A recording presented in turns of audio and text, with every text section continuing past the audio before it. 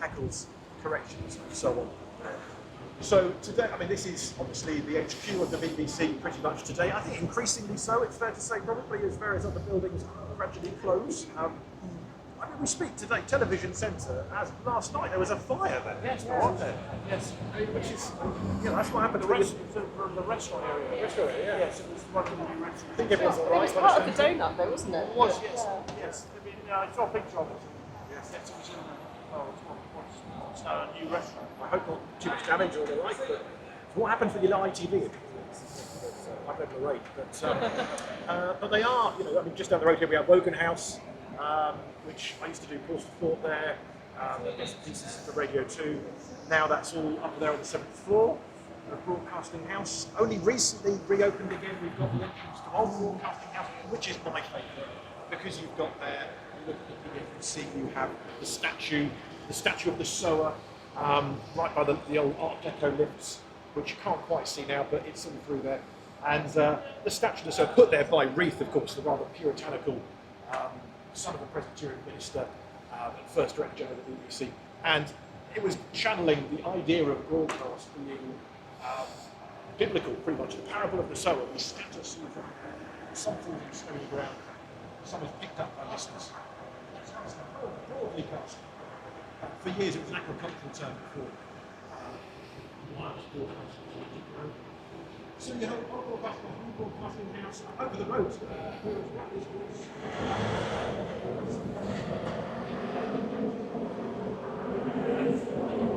Was technically broadcasting. It wasn't radio. Radio wireless wasn't in existence at the time. But it was a year before Marconi started with his first radio demonstrations in London.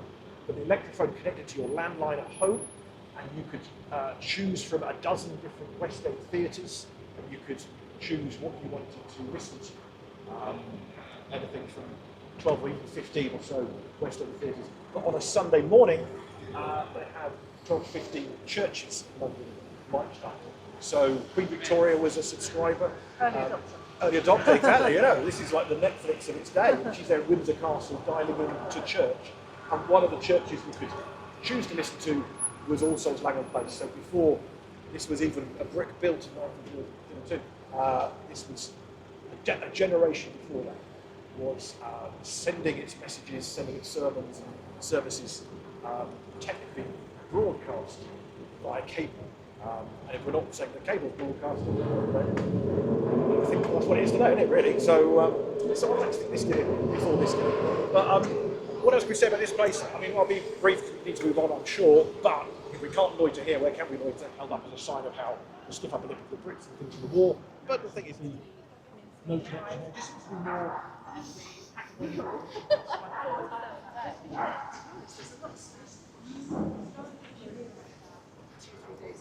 Yeah, that's true, yeah. I worry that it's going to be less used. Because if they can save money, It's true, yeah. start renting it out to Sky. Well, exactly. Well, that's where's the fact. So.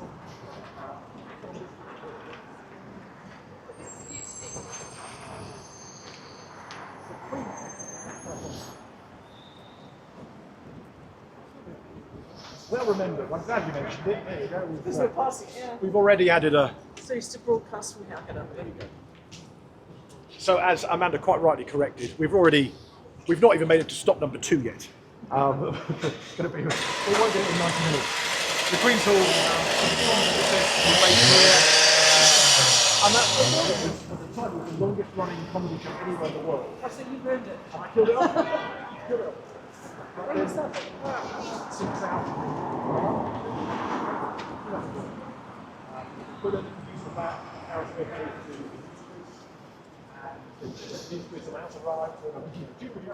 What's this? Wow. So this is stop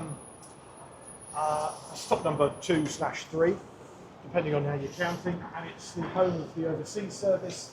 The Eastern service was based here, and George Orwell was based here. So sometimes you see it written that Room 101 was. It's often being said, because Orwell didn't enjoy his time, particularly at the BBC. And in fairness, it was wartime, and it can't be that enjoyable. he was based here, though. So room 101, if anywhere, I think it's probably based on here. And if you were to look at the PDF I shared earlier, you get, it's quite difficult to find pictures of what this building was like, but there's one there anyway, of what the studio used to look like back in the day. These are just pictures of room 101 and Big Brother, which is two shows that we wouldn't have without George Orwell. Now, one of the reasons I particularly come here, not only to it, the plaque, which is nice to show that between 42 and 57, the BBC was based here for the overseas service, although Orwell says that, as far as he could see, they were just churning out hours of programming that actually no one listened to. But that was his perspective. But what's nice as well is you might notice these are called the Orwell Studios. They're not studios, they're apartments, they're studio apartments, but there is obviously heritage in that these were once studios. And the fact they actually named it Orwell is rather nice. So you have the Orwell statue up the road. Often people say Broadcasting House, a room there is where Orwell was based the Room 101 thing on, the worst things in the world. But I think if anywhere it was here. I was tasked a few years ago for the centenary to research a BBC Two show called How the BBC Began. And the producer sent me here, what we're actually at now is the back of Urban Outfitters, the clothing store. And the producer asked me to go into their basement, ask them nicely, and have a rummage around, see if we can find any trace of the BBC, Orwell, wartime, anything that we can use in the documentary. And it's just shirts. It's just Urban Outfitters shirts. They did a big refurb. I even got in touch with the architects. They went, no, we gutted everything in 2000 or so. So that's here. Edward R. Murray also was based here. He seemed to be hopping roof to roof in the Blitz to comment and commentate on all of them. So our next stop, we're going to... Do you know about the photograph on the fourth floor of room 101? No, I don't. So this is why I've invited you along. Yeah. So there's a photograph, and it's, like 1.5 meters square. It's really big, and it's on the fourth floor. It's just between New Broadcasting House and Old Broadcasting House, and it's just an empty room, and it says the room 101, and I thought it was Broadcasting House. Well, there's every chance. I think pretty quite likely that he was based there and based here, and all you need is one person wants to say, oh, it's based on that one, and it becomes heretical, and maybe that's the correct. I know he was more based here than there, but there's every chance that was where. A few months ago, I could have shown it to you, but you should get someone to show it to you. Really? But it is a white box, so it's interesting. I've certainly worked in various BBC offices that I would think of as women white. Yeah. So, everybody. We're still 5 minutes and a dollar. Sorry. So this, if you come here about a year ago, this looked a bit more Home of Good Housekeeping magazine. And I'm pretty sure this was also the scene of London's first broadcast. So, in a nutshell, has anyone ever, without wanting to ask, I've got a podcast, the British Broadcasting Century. Anyone heard it? I've heard of it. You've heard of it? Honestly, right. So we tell this story the long, slow way. But in a nutshell, the BBC started in November 1922, but broadcasting in Britain began in 1920, when radio amateurs, radio hackers were listening in to these transmissions from Chelmsford, when they were really testing the signal so they could send Marconigrams, and we'd all send Marconigrams from one place to another. To test that, they had to just get one of the engineers to just say anything constantly. So he was reading Bradshaw's railway timetables, constant railway timetables. Mr. Ditcham, his name was, and this was heard by radio amateurs who were interested in this stuff. Going, this railway timetables coming from Chelmsford, incredible. Arthur Burrows, who would then become the first voice of the BBC, he picked up on this, and he had this dream of broadcasting that we wouldn't send messages point to point, but we'd scatter truth and peace and joy and justice and all these things you wanted after the Great War everywhere, in every home. So he heard these railway timetables. What if he put down Bradshaw's Railway Guide and picked up a newspaper instead? People might like to hear the news. And this sort of caught on. And then from that grew. The Daily Mail sponsored it.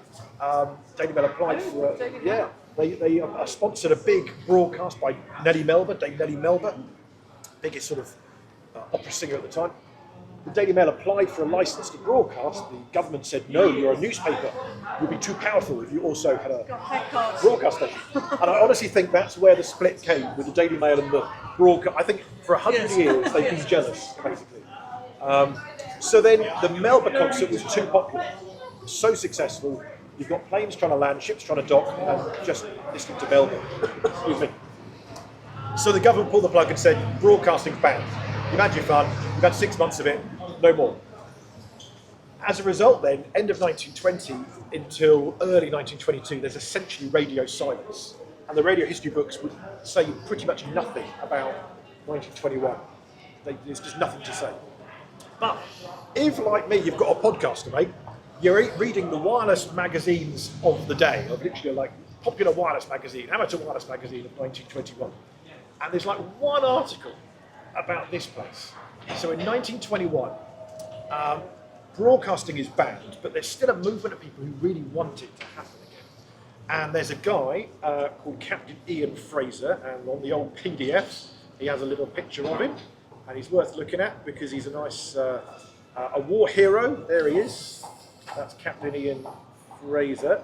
He's blind. He lost his sight in the Battle of the Somme, and he then found his home at St Dunstan's, which then became Blind Veterans UK, not far from here. He set up, he's quite an innovator as well, he wanted to listen to poetry and readings, and he liked the fact that on gramophone records you could hear music, so he started recording, using the same technology, stories and poetry, and essentially created the first ever audiobooks in the process onto gramophone discs.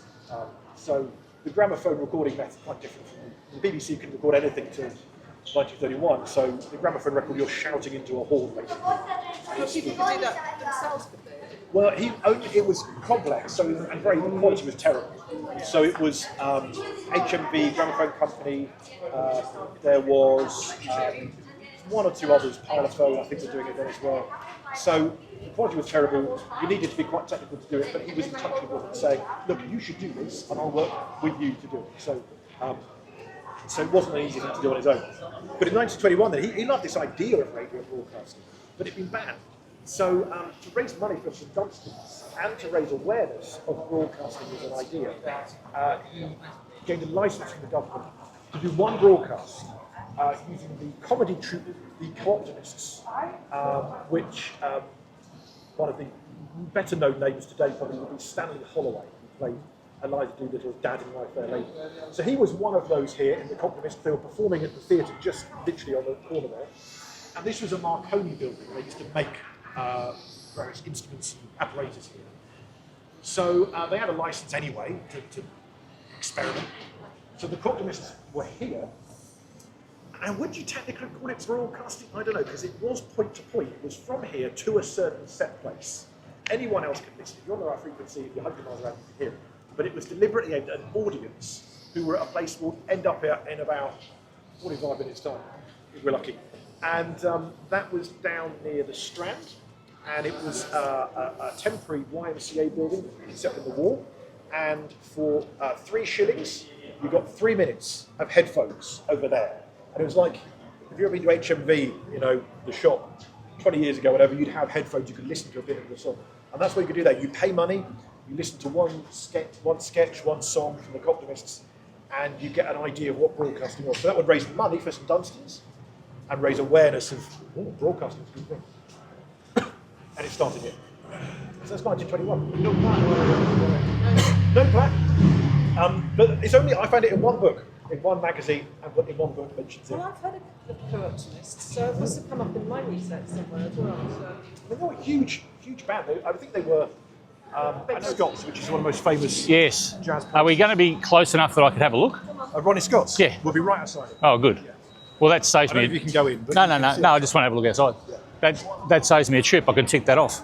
Yeah. Go past the establishment club, I can't remember. Oh, yeah, that's true. Is that So many places I need to...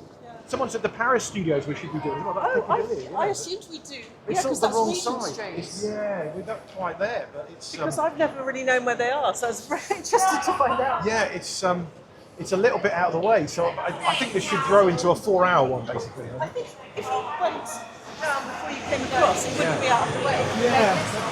Mrs. Morgan. Someone said Renee was Golden Square, which is commercial radio.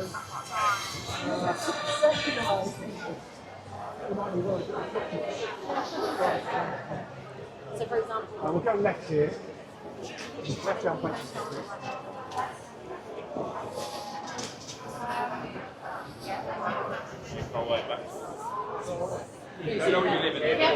So the establishment club.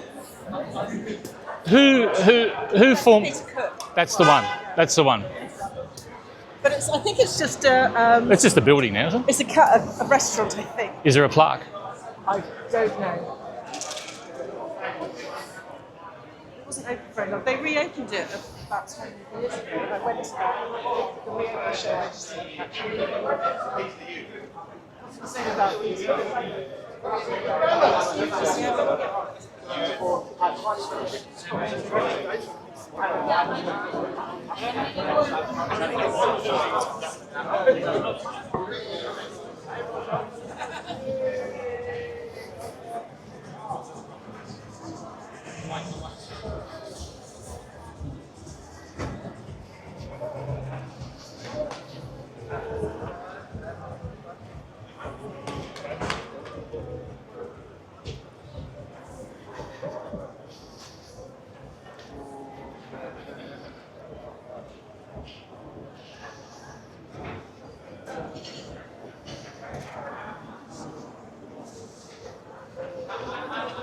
Was that it? This is Ronnie Scott's. Ah, okay. Ronnie Scott's Jazz Club, which I wanted to see.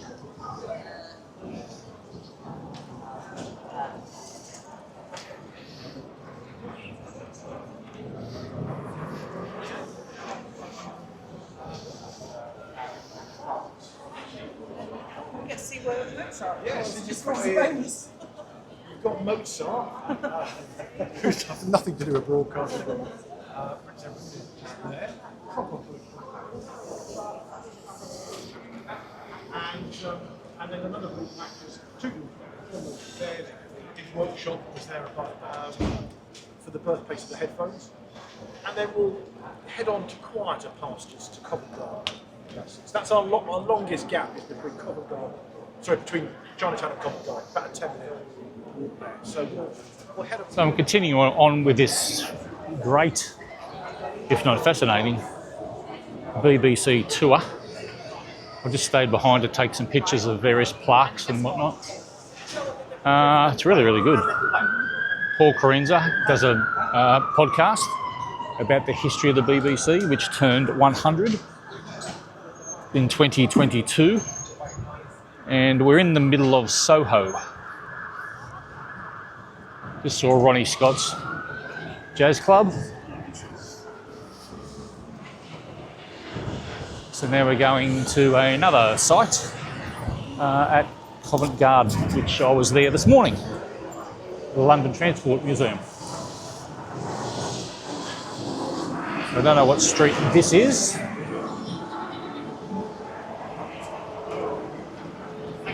We're in Chinatown. He was with me at Ronnie Scott's. I'm wearing his microphone. Cliff, if you can hear me. I had that big idea of what broadcasting could and should be. He gave that first broadcast. And then, John Reith is often associated with those very early days, but he doesn't arrive till a month later. And in fact, reading Reith's diaries, he's a compulsive diarist.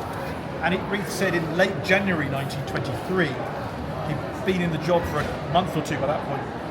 In his diary, he said, listen to the wireless for the first time. I think you've been there for 2 months, you've not even bothered listening to the thing until now. So he was a bit of a late adopter. So until that point, Arthur Burroughs was sort of the main guy. He knew what broadcasting was, knew what it could do. And he notes in his book that as January began, the BBC occupied one room at a building called Magnet House. It's just up the road here. And Burroughs and Reith and Cecil Lewis, who was the Deputy Director of Programmes, Burroughs was Director of Programmes, they had a sign outside, which I may even have on the PDF, that said BBC Walk In. And I'd love it if they had such a thing policy today, but there you go, that's the actual sign they had at the time. And the encouragement was there because they wanted to be pitched ideas. As soon as they went nightly, it was only 5 p.m. onwards, 5 p.m. to about 10:30, they realised just how voracious a beast it was, soft power, all that sort of thing. A shame, obviously, it had to go. I know people who were very fond of it, and again on the old PDF there are some pictures, some lovely old Art Deco-y type pictures of how it used to look. Let's see what we have here. There's a little bit of the old lift to the old studio there. But Amanda asked the question about when it was built, and one nice little thing I saw was that when I mentioned John Reed, and I mentioned Arthur Burrows, first director of programmes, first voice of the BBC, and his underling was Cecil Lewis, deputy director of programmes. And the weekend after they got the job to work as the first 4 BBC employees, they needed premises, so they gathered. They met here. They met on the corner. It says in Reed's diary that in construction was Bush House. Irving T. Bush was building this place. It was at the time the most expensive building in the world, they say. I don't know how you calculate that, but it was the most expensive building that there was. Got a nice little blue plaque there, that's very nice. Do love a plaque. So I love that idea that Reed and Burrows and Cecil Lewis and a fourth person who I mentioned briefly, Mr. White, R.H. White, who was chief engineer for a day and then quit the job to go back to his safe job. He didn't want to do it. Those 4 men met here on this street corner looking for where the BBC would be based. And eventually they found Savoy Hill, which would be our final stop down the road there. But they knew they couldn't move in straight away, so that's why they went to a one-room base in Magnet House, which is just up the road there now called Space House. And Burrows and Lewis used to work there by day, doing the programme planning, and then they would run, and they said in Cecil Lewis's book, they had a diet of beer and meringues, was basically what got them through. And they would leave their desk jobs, planning the show, run down here, get to Marconi House, and be on the air for Children's Hour at 5:30. And then Burrows would stop being Uncle Arthur and turn into Arthur Burrows to read the news. So director of programmes to children's presenter to newsreader, all within about 45 minutes, and your dinner. What happy days. So that's Bush House, that's Magnet House, and next stop, Marconi House, the first studio of the BBC. Our penultimate stop on the tour. Next.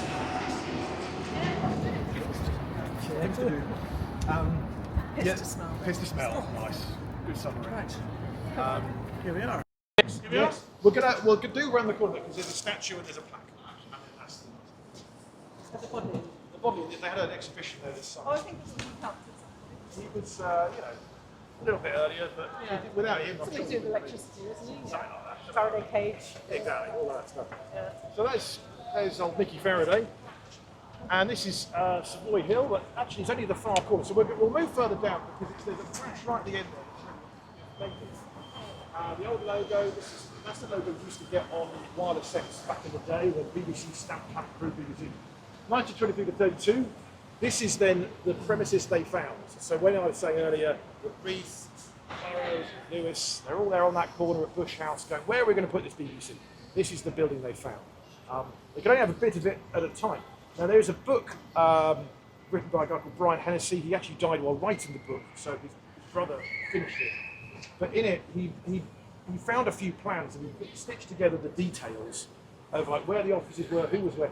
I've then taken his plans and sort of stitched them together across, because his was spanned over 12 pages. So I've then taken that. I can't ask his permission because he's long gone. But they're on the PDF anyway, so you can sort of see a rough idea of the BBC part of the building, which tells us then that they only occupied this bit here. They grew and they grew over the decade they were here. When Reith moved in, he wanted that one there because, of course, it's the best view. It overlooks the Thames, and it's that should be the general manager's office. So when you see, if we've got a nice little picture, there we go. That's the BBC staff in Savoy Hill. and those steps there you can see just around the corner if you'd be interested. But nowadays they're a bit unloved. It's the back entrance to this building, which is the Institution of Electrical Engineers, and it's normally used for people just having a fag while on their break. So nowadays, but back then that was the entrance to the BBC here at Savoy Hill. Last thing I'll mention, I suppose, is Savoy is the clue in the name. Savoy Hotel is just up the way there, and some of the first outside broadcasts were from the Savoy Hotel. Very convenient, very easy. Dance bands were there, the Savoy Orpheans, the Savoy Havana Band, and so quite often the London BBC station would close their schedule of the day by going, and now we hand over live to the Savoy Hotel Ballroom for the Havana Band and so on. And they had the cable stretched over from here to there, and they could then broadcast the Savoy bands. I was chatting to an expert with the Savoy bands recently for the podcast, and he reckons that the Savoy bands were sort of the first pop groups in Britain, really, because they suddenly had the means to reach every household that had radio, which it's worth saying was not every household. It was 1934 when most households had radio. So the first 12 years then of the BBC's life, it was the minority of people listening. But one final story, when they opened Savoy Hill, early May, they opened with, day 2 they had Women's Hour, also Women's Hour, rather than Women's Hour as we have today, like Women's Hour. Day 1 of Savoy Hill, they had Men's Hour. And so to launch this building, and BBC's tenure here, they asked for a notable lord to come and give a speech. And the notable lord failed to arrive at the microphone. And there didn't have a big opening ceremony. And someone suddenly went, he's probably got it wrong, he's probably in the Savoy Hotel, which is more famous.